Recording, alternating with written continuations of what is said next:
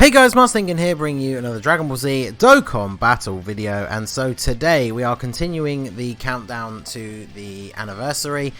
With today's video, we are going to talk about all of the events that are going to drop with Part 1. Now remember, JP, the anniversary was in 3 parts. I already mentioned in a previous video that a lot of people thought Part 3 was a bit underwhelming, so we could see changes to that for Global.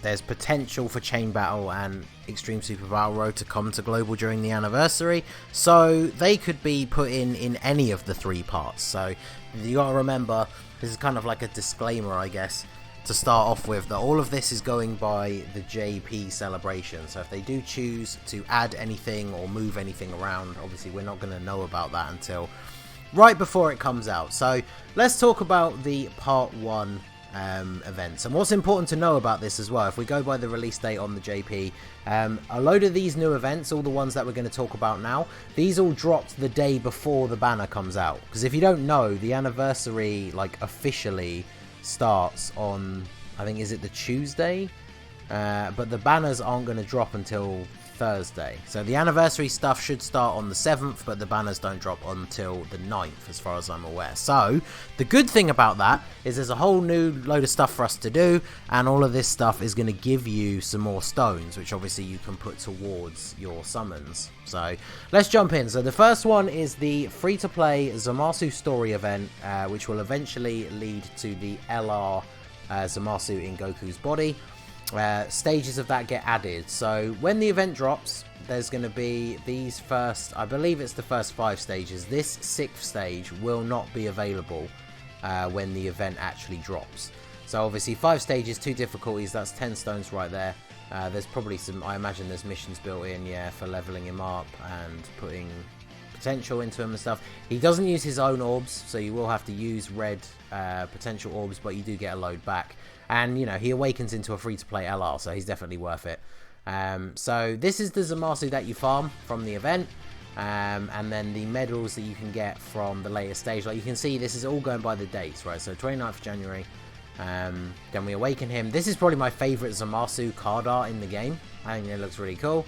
Again, 29th, and then you can see when he eventually awakens to the LR with those medals that it was showing from the final stage, that wasn't available until the 10th of February, which was Part 2.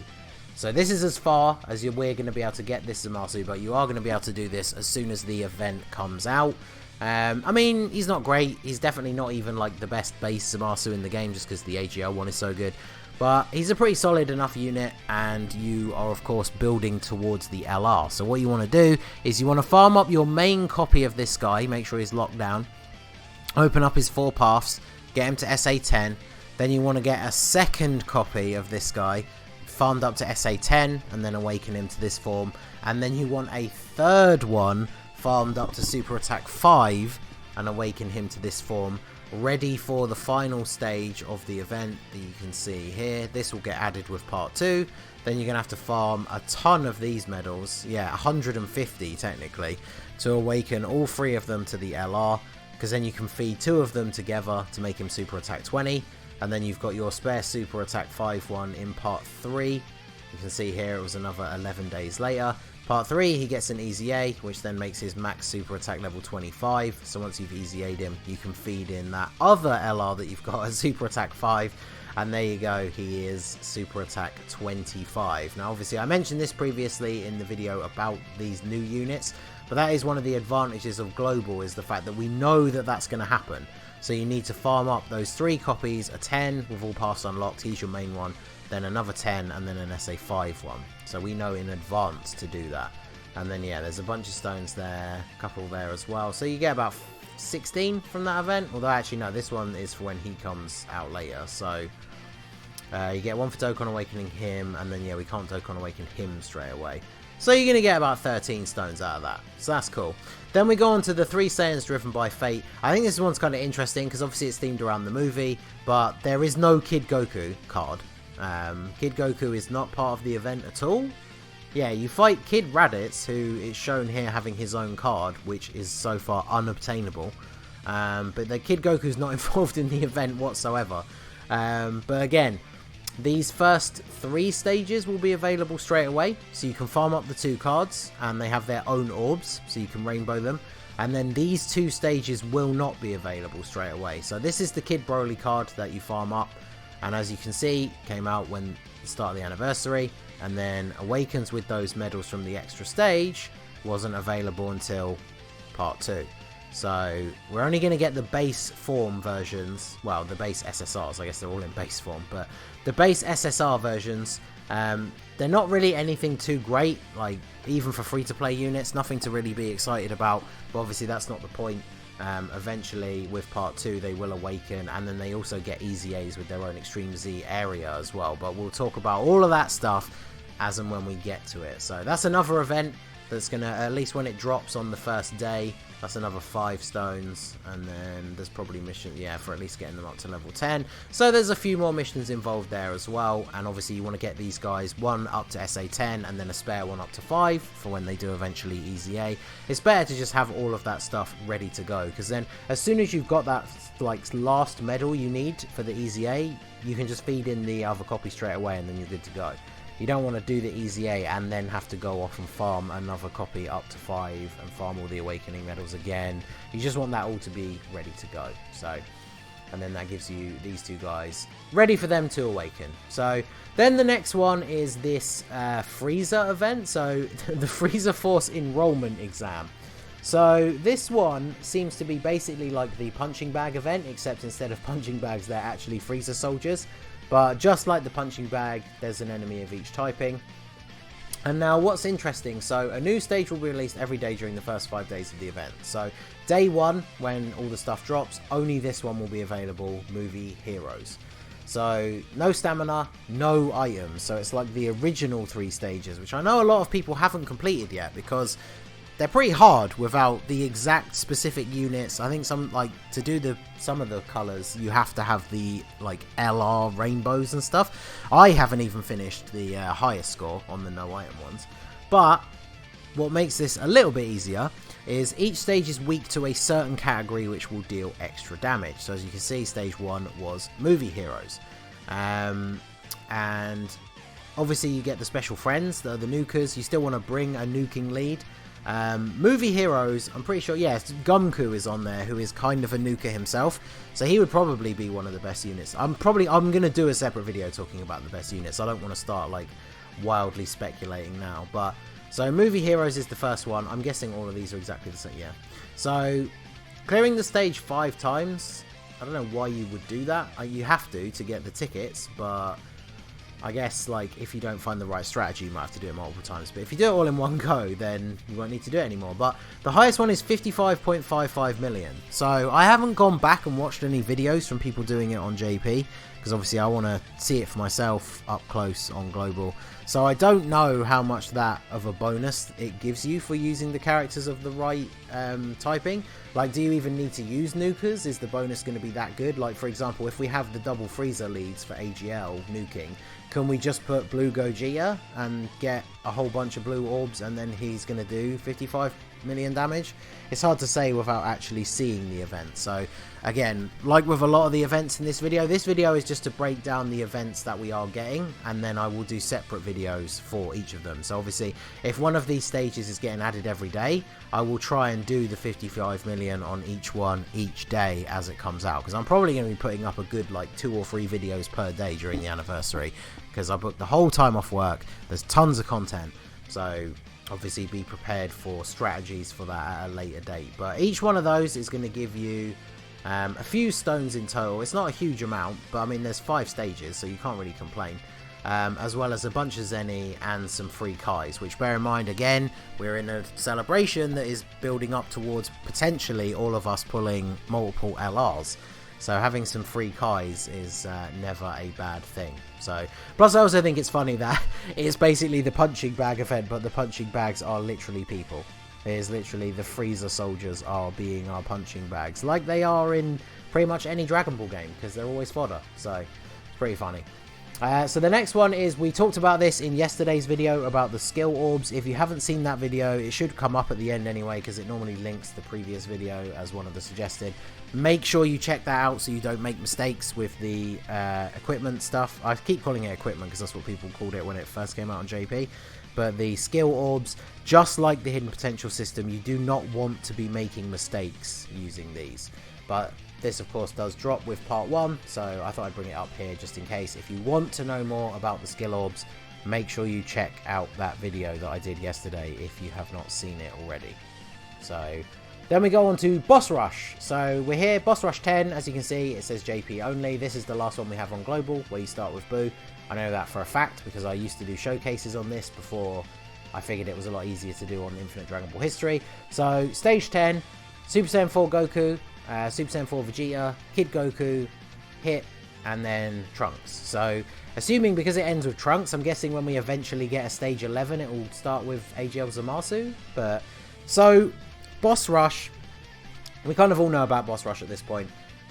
Missions, yeah, see, stage 10, 35 stones. I mean, you can't complain about that. When you think about the fact that with Global, we're potentially going to get discounts on the first 3, like the 3+1 cycle on the LR banners, doing this Boss Rush basically gives you the first step for free. So obviously it's nothing to sneeze at. Like 35 stones in one go from an event is a very nice get. Plus you do get 1 stone, of course, for completing it for the first time. But I feel like I don't really need to say much about Boss Rush. Like, I will do a video of me beating it, but it's not really a thing that needs a strategy video. Like, Boss Rush nowadays is kind of a joke. Like, if we go back to, was it this one?